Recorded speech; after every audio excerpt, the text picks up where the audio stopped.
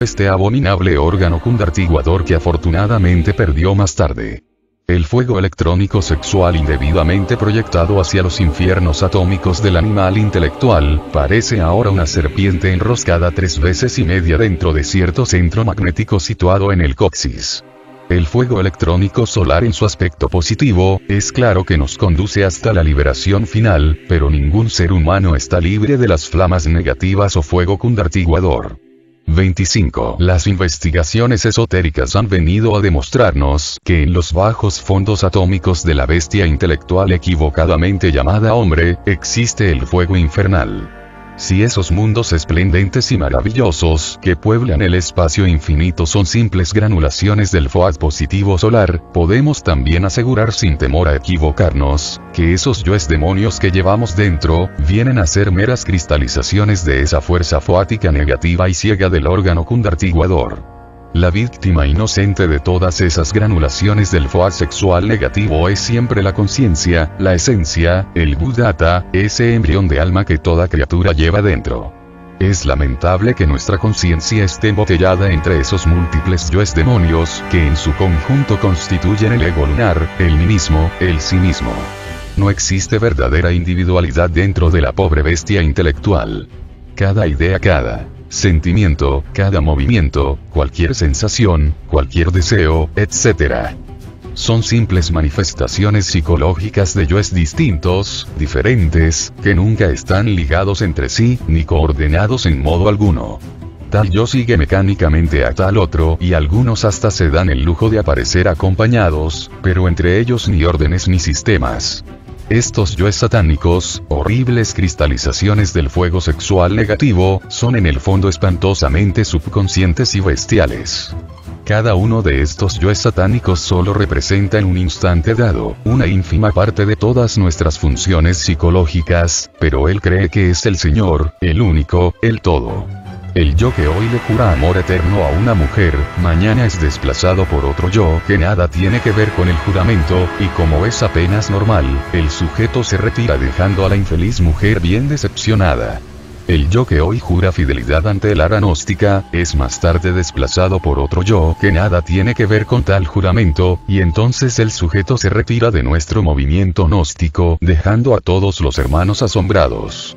La bestia intelectual es una máquina inconsciente, sin responsabilidad alguna, sin individualidad verdadera. La conciencia duerme profundamente en cada yo de la legión de Satanes, la conciencia sueña dentro de cada yo. Las gentes están hipnotizadas por esa fuerza foática ciega del abominable órgano cundartiguador. Existen 4 estados de conciencia: sueño, conciencia de vigilia, autoconciencia y conciencia objetiva. Imaginad una casa de 4 pisos. La bestia intelectual vive en los 2 pisos inferiores.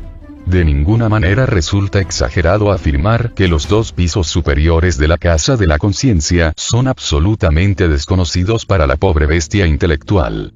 El primer estado de conciencia es el sueño normal, común y corriente. Durante el sueño el yo pluralizado, envuelto en sus cuerpos lunares protoplasmáticos, abandona el cuerpo físico y ambula por el mundo molecular.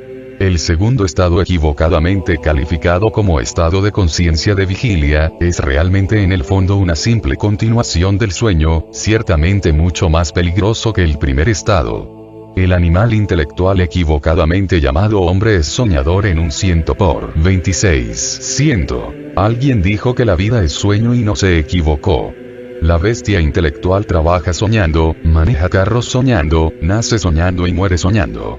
Los 4 evangelios de Jesús el Cristo insisten en la necesidad de despertar, pero la bestia intelectual cree que está despierta. Cuando alguien acepta que está dormido, es señal inconfundible de que quiere despertar. El mundo tiene 7 dimensiones, pero el animal intelectual solo percibe 3, porque está dormido. El animal intelectual tiene una idiosincrasia psicológica espantosamente tridimensional, y por ello su sentido espacial deficiente solo percibe longitud, latitud y altura. El desarrollo del sentido espacial solo es posible con el despertar de la conciencia. La clara percepción de las dimensiones superiores del espacio, solo es posible con el despertar de la conciencia.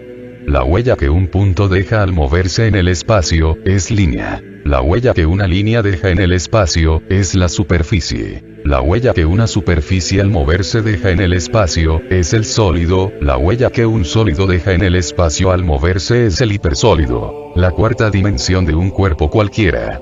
El hipersólido, el hipervolumen, el hiperespacio solo son perceptibles con el despertar de la conciencia.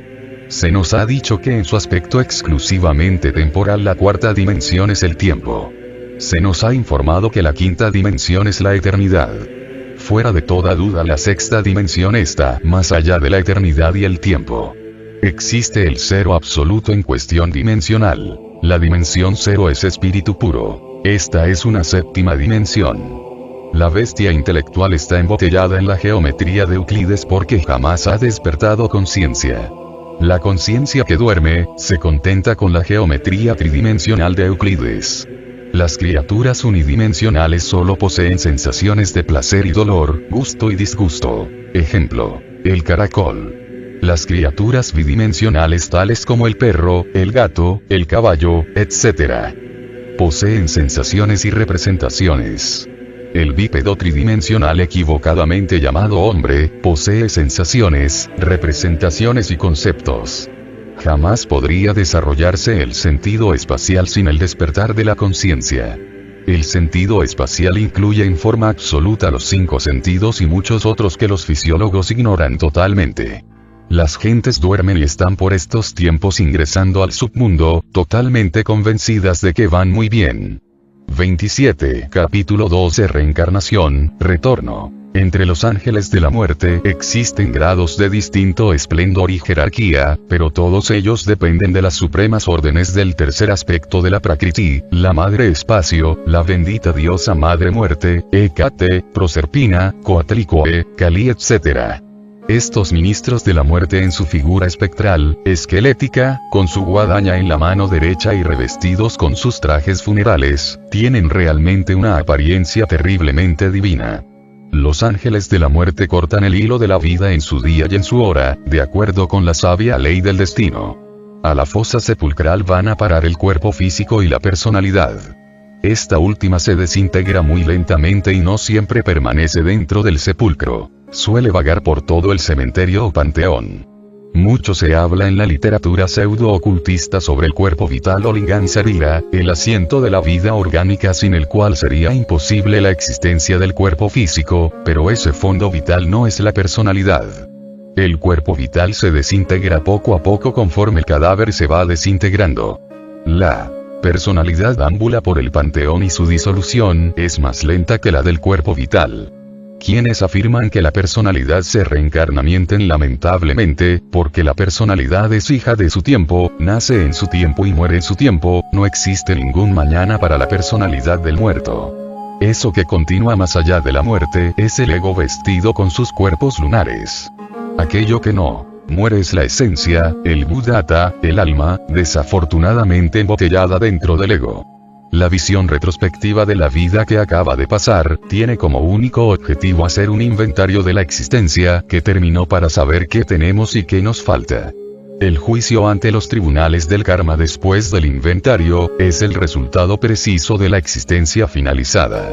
En los antiguos tiempos casi todas las almas se desembotellaban de dentro del ego temporalmente para pasar sus vacaciones en los reinos inefables de los mundos molecular y electrónico y después regresaban como el genio de la botella a la botella misma, para reincorporarse en este valle de lágrimas. Por estos tiempos de angustia y perversidad, ya casi no hay vacaciones en los mundos superiores, ahora los desencarnados ingresan a los mundos infiernos o retornan inmediatamente a este valle de lágrimas, para terminar cuanto antes su ciclo de vidas sucesivas. En la literatura pseudo-ocultista se afirma equivocadamente que a todo ser humano se le asignan millones de vidas hasta lograr la perfección, pero ese concepto es falso porque a cada ser humano solo se le da un número determinado de existencias de acuerdo con la ley de número, medida y peso. Realmente solo se le asignan a cada ser humano 108 vidas, esas son las 108 cuentas del collar del Buda. Los brahmanes simbolizan el ciclo de vidas sucesivas con el ritual de la vaca sagrada, dando 108 vueltas litúrgicas alrededor de la vaca y rezan con un collar de 108 cuentas las mágicas palabras Om Mani Padme Hum. Las almas que terminan su ciclo de existencias sin haber alcanzado el estado angélico, ingresan a los mundos infiernos. 28. Por estos tiempos, después del juicio final de 1950, ya casi todas las almas cumplieron su ciclo de existencias o están para cumplirlos. Ahora los desencarnados están ingresando en oleadas a los mundos infiernos porque los tiempos están vencidos. Mucho se habla, en literatura pseudo-ocultista sobre la ley de la reencarnación, pero realmente esta solo es para los individuos sagrados. Reencarnación implica una individualidad reencarnante y si tal individualidad no existe, entonces no hay tal reencarnación. Aunque los textos pseudo-ocultistas afirmen que el animal intelectual ya alcanzó la individualidad, este concepto es tan falso como aquel otro que asegura que ya el ser humano posee los auténticos vehículos solares, astral, mental y causal. El ego es un conjunto de entidades distintas, diversas, que ni siquiera se conocen entre sí. Eso no es individualidad y decir que esas entidades se reencarnan resulta absurdo. Mejor es decir que el yo pluralizado regresa, se reincorpora, retorna a este valle de lágrimas. El ego continúa en nuestros descendientes. La agonía de un hombre es idéntica al éxtasis de su concepción. La muerte y la concepción se encuentran íntimamente unidas y forman un todo único. El sendero de la vida está formado con las huellas de los cascos del caballo de la muerte. Muerte y concepción son una. Muerte y juicio son uno. Juicio y concepción son uno. Muerte, juicio y concepción son uno. El diseño psicológico del agonizante entra con el zoospermo dentro del huevo en el instante de la concepción. La desintegración de los elementos del viejo cuerpo origina una vibración que pasa invisible a través del tiempo y del espacio. Esta vibración porta el diseño del hombre que agonizó así como la onda de una estación transmisora de televisión lleva la imagen invisible del artista que actúa y que recibida en un aparato apropiado, se hace visible a muchos cientos y miles de kilómetros del lugar donde realmente se encuentra. El huevo fecundado es el órgano de recepción para el diseño psicológico del hombre que agonizó. Después de la muerte las distintas entidades que constituyen el ego van y vienen por la región molecular, pero no todas esas entidades retornan a una nueva matriz humana, algunas de esas entidades ingresan al submundo, otras entran en matrices inferiores del reino animal racional, otras ingresan al reino vegetal, y otras por último vestidas con los cuerpos lunares continúan en nuestros descendientes. Pitágoras regañó en cierta ocasión a un discípulo que quiso dar de patadas a un perro que aullaba diciéndole, no le pegues a ese perro porque en su lastimero aullido he reconocido a un amigo que murió hace algún tiempo. Esta es la sabia ley de la metempsicosis tan odiada por los fanáticos del dogma de la evolución. En fracciones también se ingresa a los mundos infiernos.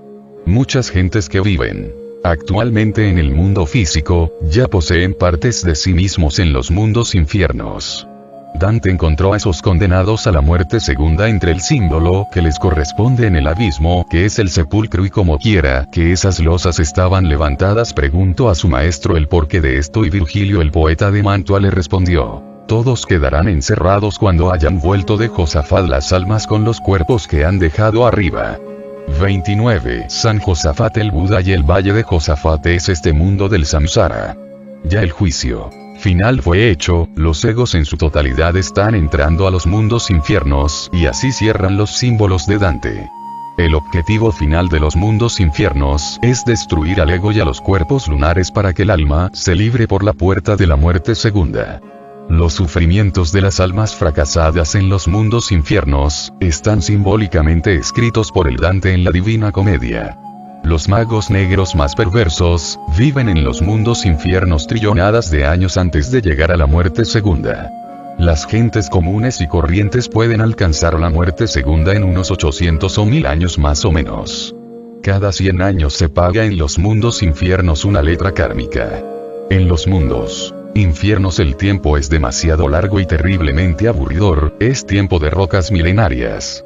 La muerte segunda es necesaria para que las almas fracasadas regresen al caos primitivo original, desde donde deben recomenzar la jornada pasando por las evoluciones minerales, vegetales y animales, hasta alcanzar nuevamente el estado humano. Capítulo 13. La ley de recurrencia. Analizando a fondo juiciosamente la teoría de la reencarnación tal como la han expuesto por estos tiempos los distintos pensadores pseudo-esoteristas y pseudo